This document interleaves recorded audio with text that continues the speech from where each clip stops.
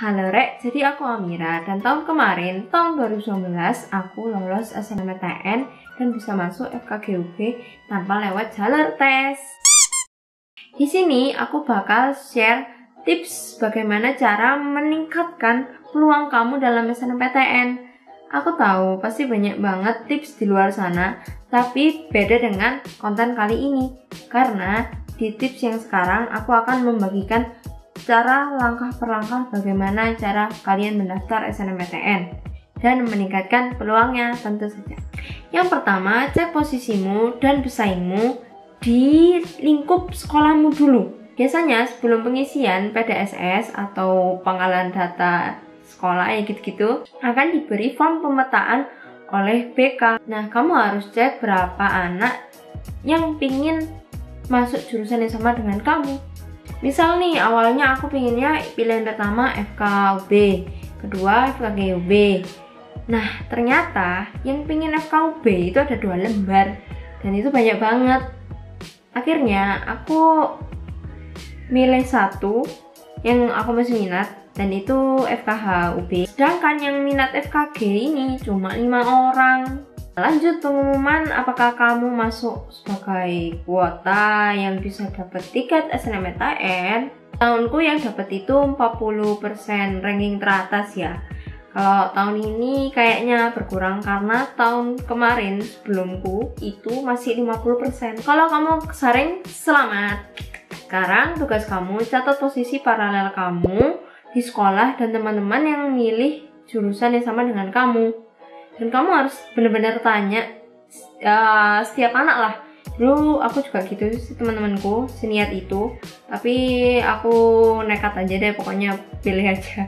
Tapi itu jangan ditiru, kalian harus benar-benar mencatat dan menanyai satu-satu. Karena biasanya anak-anak itu setelah udah tahu nih mereka ternyata dapat tiket, nah itu ganti pilihan. Karena mereka sadar kalau ranking mereka tuh kurang gitu loh, dipilih yang masuk akal untuk dipilih. Nah, data posisi ini bisa kamu dapetin di BK-mu, BK sekolahmu. Ternyata aku ini ada di peringkat 60 paralelan, berarti di sekolahku tuh ada 200 orang kalau nggak salah. Sedangkan yang pengen FK ini ada di peringkat 6, 40, tingkat 1, 30, 20. Dan itu udah aku nggak termasuk 5 yang teratas yang milih jurusan itu. Akhirnya aku sadar diri pasti nggak mungkin masuk ya, karena aku juga nggak punya sertifnya. Sadar diri aja, nggak apa-apa. Nah, aku pilih FKG dan FKH. Kedua, cek track record sekolah kamu atau sering disebut indeks sekolah. Nah, aku males jelasin panjang lebar. Intinya, misalnya nih tahun kemarin FKUB nerima dari sekolahku tuh 2 orang, sedangkan yang FKGUB itu 1 orang. Nah, kemungkinan yang diterima itu ya peringkat 1, 2 yang milih jurusan itu. Seperti yang aku tadi sebutin, kalau kasusku tadi, aku kalau misal milih FK itu udah nggak peringkat 5 teratas, otomatis nggak masuk kan. Nah, makanya aku pilih FKG sama FKH. Kenapa aku ganti ke FKG dan FKH? Karena ke situ yang milih FKGUB itu cuma 1. Dan aku nggak ngecek-ngecek lagi sih yang minat FKGUB itu ada berapa lagi. Kalau milih FKG, aku tuh kayaknya pas itu peringkat, nggak tahu ya, peringkat 2 kayaknya. Dan berbekal sertifikat, aku berani aja sih, soalnya aku punya sertifikatnya KTI FKG di UNER. Walaupun gak juara, tapi seenggaknya finalis. Sesuai perkataanku di awal, ternyata tuh ada yang milih FKGUB dan aku nggak tahu ternyata yang minat tuh ada 4 orang kali ya, apa 3. Nah, ternyata yang keterima itu ada aku sama temanku. Dan kita tuh berdua nggak di peringkat 1, ada yang lain.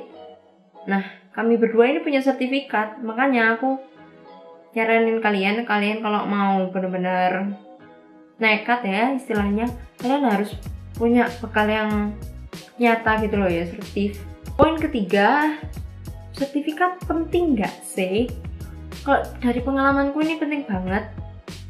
Di poin kedua aku udah jelasin kalau aku sama temanku ini nggak di peringkat 1 tapi bisa masuk FKGUB. Kenapa? Mungkin ya karena temanku satu ini punya prestasi nyanyi di mana-mana, dan aku punya prestasi olim di ITS, lagi-lagi finalis juga lomba KTI di UNER itu finalis juga. Inti dari poin 1 sampai 3 itu kalian harus lihat pesaing dari sekolah dulu, baru kalian lihat pesaing dari luar sekolah. Gimana kalau belum ada anak yang diterima di jurusan yang kalian inginkan? Apa bisa? Bisa banget. Oleh karena itu kalian harus segera ke poin 4. Cek keketatan di web SNMPTN. Di web ini kalian bisa tahu berapa sih anak di daerah kalian yang keterima di jurusan yang kalian inginkan. Misalkan dari pengalamanku sendiri, kenapa aku milih UB dari tadi? Karena UB itu di wilayahku, jadi peluangnya itu lebih besar. Samping alasan pribadi ya, nggak mau ngekos dan lain-lain. Gimana kalau mau keluar kota, apalagi ITB? Nah itu masih bisa, apalagi kalau kalian di sekolah peringkatnya bagus, punya sertif, apalagi menang internasional, waduh, wow. Nah temanku ini kan tahun kemarin blacklist ya, jadi mereka ini bisa dibilang, kalau kataku ya, gak nekat.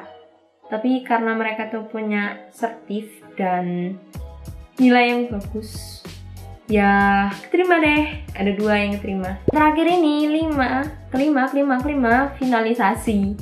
Jangan lupa finalisasi. Udah ngisi-ngisi susah-susah. Dan yang terakhir pasti doa. Nah di kolom komentar kemarin itu banyak yang nanyain, dan ini aku kompilasikan dalam satu video ini ya, hal-hal yang mainstream ditanyakan ke aku sebagai anak yang lolos SNMPTN.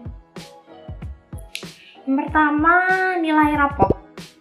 Pernah nggak sih kalian lihat ada anak dapat 90 itu kayak gampang banget di sekolahnya, nah, tapi kalian 80 itu mati-matian di sekolah kalian. Nah itu makanya aku kayak kurang setuju kalian kalau bandingin rapot antar sekolah. Karena buat apa gitu loh, karena indeks sekolah kalian itu beda. Nah aku tuh pernah ngumpulin data rapot aku ke salah satu survei namanya Cerebrum. Aku juga ikut TO-nya pas itu. Di FKG UB aku bahkan nggak dapat urutan 40. Padahal kuota FKG UB itu cuma 30. Nah itu makanya nggak bisa dibandingin gitu kan nilainya. Jadinya pas itu aku coret-coret, bahkan sampai searching ini sekolah bagus apa enggak. Bukan merendahkan ya, tapi semakin berprestasi itu sekolahnya semakin indeksnya bagus kan. Nah yang kedua, indeks alumni dan sekolahmu. Wah ini aku sering ulang-ulang ya dari tadi. Alumni juga berpengaruh loh, dari berapa yang masuk melalui SNM, SBM, terus kerja mereka di univ tersebut. Ketiga, bisa lulus di pilihan kedua nggak sih? Kalau dari temanku sih bisa ya, dia bisa masuk di pilihan kedua UNESA. Nah ini kalau masalah mau nggaknya univ di nomor 2 kan, itu bisa kalian cek di web masing-masing univ. 4, lintas jurusan bisa nggak sih? Nah ini lagi-lagi cek websitenya univ tersebut, mau nggak kalau di lintas jurusan. Nah yang terakhir, apakah kalian perlu ikut rasionalisasi seperti di Instagram bla bla bla? Mungkin ada yang asing, aku pun baru tahu ada jasa rasionalisasi berbayar kayak gitu, ataupun gratis. Taulah yang ngadakan siapa yang di IG itu, nggak usah sebut nama kan. Dan aku lihat teman-temanku bolak-balik nge-share, tapi ternyata ya nggak diliatin gitu loh. Dan ada yang berbayar. Aku kan males ya kayak harus nge-share gitu. Jadinya aku nggak ikut. Tapi aku lihat YouTube mereka dan dapet variabel rasionalisasi ini, nilaiku seharusnya yang bisa masuk ke FKG UB itu 86.